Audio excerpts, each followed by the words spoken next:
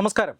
ഭാരതത്തിൻ്റെ സംസ്കാരമായ സനാതനധർമ്മത്തെ ഉന്മൂലനം ചെയ്യണം എന്ന് പരസ്യമായി തന്നെ അഭിപ്രായപ്പെട്ട പാർട്ടിയാണ് തമിഴ്നാട്ടിലെ ഡി എം കെ സർക്കാർ അധികാരത്തിലിരിക്കുന്ന സമയം മുഴുവൻ ഹിന്ദുക്കൾക്കെതിരെ ഏതെല്ലാം ശക്തികൾ നീങ്ങുന്നുണ്ടോ അവർക്കെല്ലാം കൃത്യമായ പിന്തുണ കൊടുത്തുവരുന്ന ഒരു രാഷ്ട്രീയ സാഹചര്യം തമിഴ്നാട്ടിലുണ്ട്.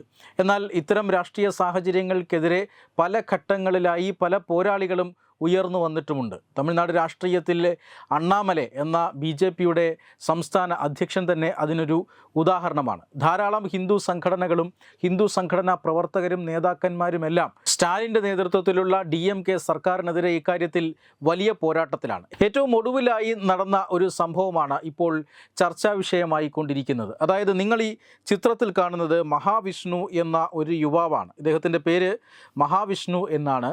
പരമ്പൊരുൾ ഫൗണ്ടേഷൻ എന്ന ഒരു സംഘടന രൂപീകരിച്ച് ഇദ്ദേഹം സനാതനധർമ്മ പ്രചാരകനായി പ്രവർത്തിച്ചു വരുന്നു. ഈ കഴിഞ്ഞ ഓഗസ്റ്റ് മാസം 28-ാം തീയതി ചെന്നൈയിലെ സൈദാപ്പേട്ടിലെ ഒരു സർക്കാർ സ്കൂളിൽ, കൃത്യമായി പറഞ്ഞാൽ Ashok Nagar girls higher secondary സ്കൂളിൽ ഇദ്ദേഹത്തെ ഒരു മോട്ടിവേഷണൽ സ്പീച്ച് നടത്താനായി ക്ഷണിക്കുന്നു.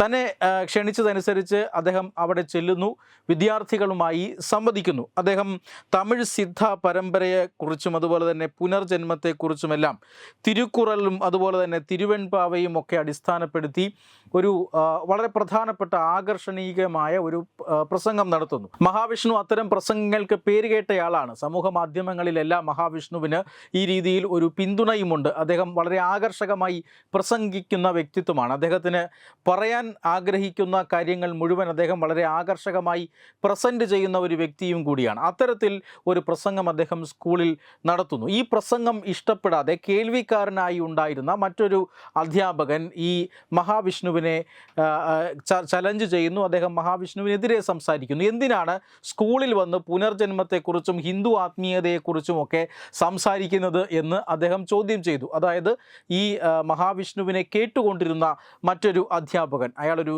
കൺവേർട്ടഡ് ക്രിസ്ത്യനാണ്. മാത്രമല്ല അദ്ദേഹത്തിന് അദ്ദേഹം അന്ധനായ ഒരു അധ്യാപകൻ കൂടിയാണ്.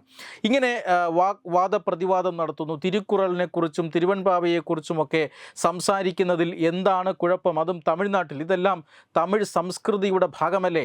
മൊത്തത്തിൽ ഭാരതീയ സംസ്കൃതിയുടെ ഭാഗമല്ലേ?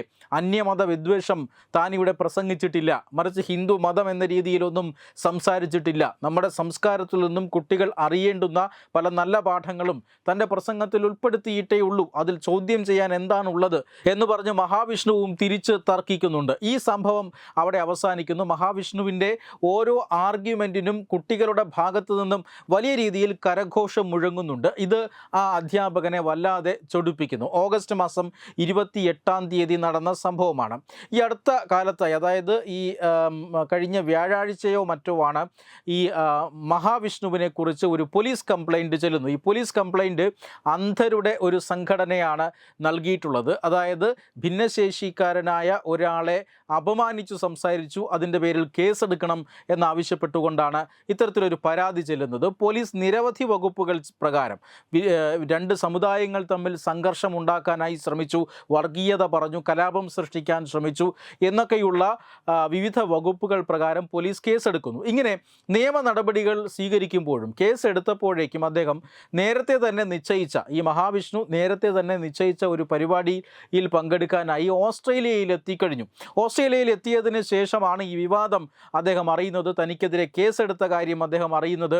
മാത്രമല്ല, ഈ തമിഴ്നാട് മന്ത്രിസഭയിലെ ഒരു മന്ത്രി അടക്കം തനിക്കെതിരെ പല കാര്യങ്ങളും, പല പരാമർശങ്ങളും വിമർശനങ്ങളും ഒക്കെ നടത്തിയതായും തനിക്കെതിരെ ഭീഷണി ഉയർത്തിയതായും ഒക്കെ ഈ മഹാവിഷ്ണു അറിയുന്നുണ്ട്.